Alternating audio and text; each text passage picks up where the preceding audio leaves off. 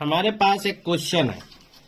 ये एक फिगर बना हुआ है और यहाँ पर y दिया हुआ है। ये COQ का वैल्यू y दिया हुआ है। ये आप देखोगे तो ये भी आपको 2y दिया हुआ है। यहाँ पर एक वैल्यू दिया हुआ है, वो आपका 3y लिख दिया है। तो हमको यहाँ y का वैल्यू निकालना है। चूंकि क्वेश्चन में कह रहा है POQ एक सरल रेखा है, यानी एक लाइन है। अगर POQ एक सरल रेखा है या एक लाइन है, ठीक है, तो आप जानते हैं कि लीनियर पेयर का कोण 180 डिग्री होता है। यानी एंगल POD, पढ़िए, angle POD plus angle DOC, angle DOC plus angle COQ बराबर कितना होना चाहिए? 180 डिग्री होगा ना। अब ये POD का वैल्यू कितना दिया हुआ है? 3y दिया हुआ है।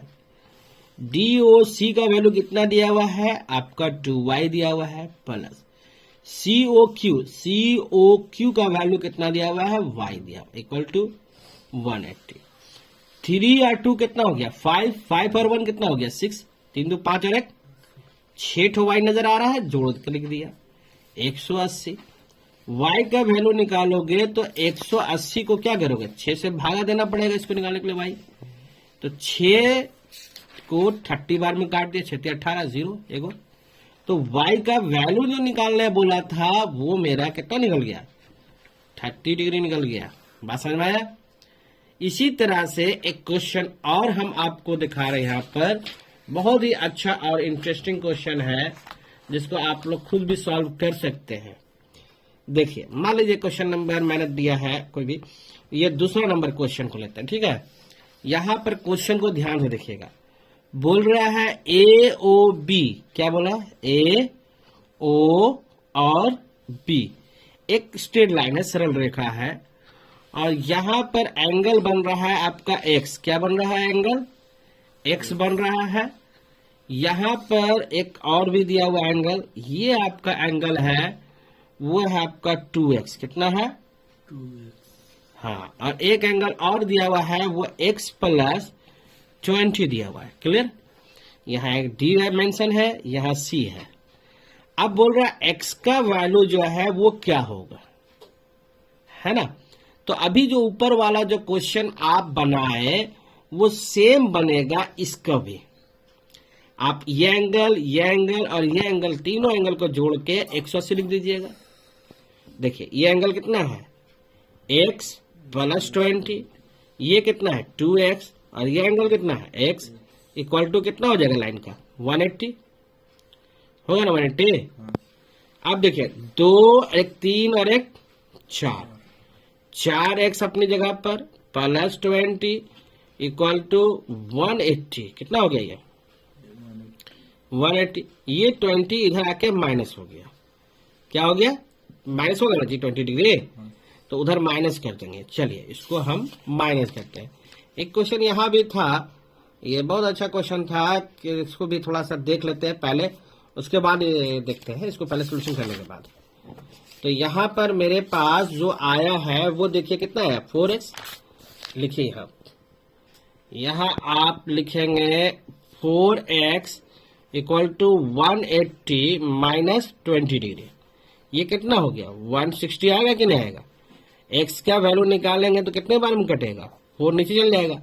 तो ये कितना हो गया? 40 डिग्री। x का वैल्यू कितना आ गया? 40 डिग्री हो गया ना, है?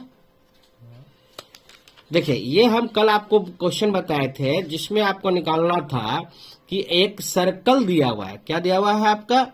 एक सर्कल दिया हुआ है। उस, ध्यान से देखो, उस सर्कल में ये एक सेंटर पॉइंट था। तो OA एक त्रिज्या हो गया, OB क्या हो गया? एक त्रिज्या हो गया। होगा कि नहीं होगा?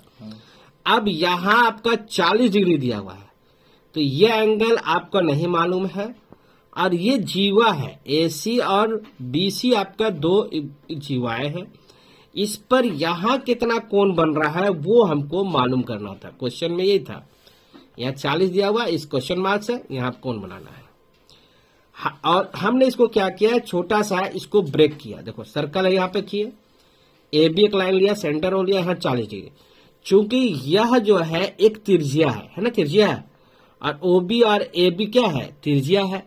एक ही सर्कल में कई त्रिज्या खींच दो, सब त्रिज्याएं आपस में बराबर होती है, त्रिज्याएं आपस में बराबर। एक ही सर्कल में कई त्रिज्या हो तो वो बराबर होता है।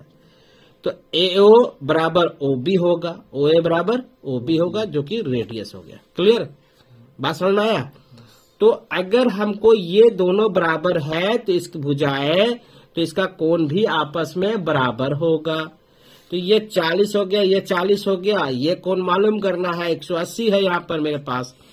देखो एक त्रिभुज बनना ना जी, तो angle A, angle O, angle B, angle A, angle O, angle B बराबर 180 डिग्री। अब यहाँ देखो 40 40 प्लस एंगल ओ, ठीक है। अब ये 40 40 जोड़ेंगे तो कितना होगा, 80 होगा, 180। ये इधर आके माइनस हो गया, जैसे ही माइनस हो गया ये 100 में हो गया। क्लियर। तो यहां पर कितना एंगल बन गया, सेंटर में 100। तो ये समझ में आया कि इस त्रिभुज में सेंटर में कितना एंगल बन रहा है, 100।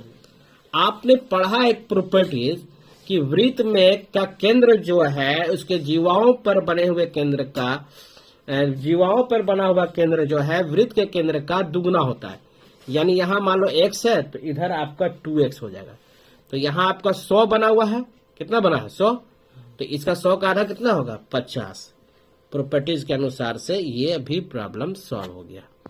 आया बात समझ में। तो इसी तरह से क्लास 9 का मैथ्स भी इस वीडियो में, इस चैनल पे चलेगा। मैंने आपको यहाँ पर 2-3 प्रॉब्लम बताया, इसको आप देख लीजिए। रोज 2-3 वीडियो प्रॉब्लम आपका इस चैनल पे चलता रहेगा, क्लास 9, क्लास 8 और क्लास 10 के लिए। तो चैनल सब्सक्राइब करना बनता है मेरे भाई।